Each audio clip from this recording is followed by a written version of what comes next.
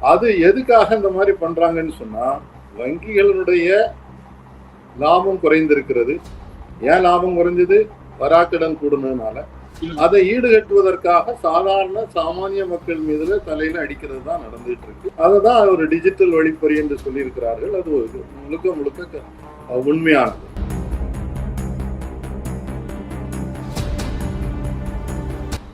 ஒரு காலத்துல அந்த தன்னாட்சியாக ஸ்டேட் பேங்க் செயல்பட்டது. ஆர்கே தாழ்வார் என்ற ஒரு சேர்மன் இருந்தாரு. அவரை அன்னைக்கு எமர்ஜென்சி டைம்ல ஒரு கடன் கொடுப்பதற்காக வற்புறுத்தினாங்க. இல்லைன்னா ராஜினாமா பண்ண சொன்னாங்க. அவர் ராஜினாமா பண்ண மாட்டேன், கடன் கொடுக்க மாட்டேன்னு தைரியமா சொன்னார்.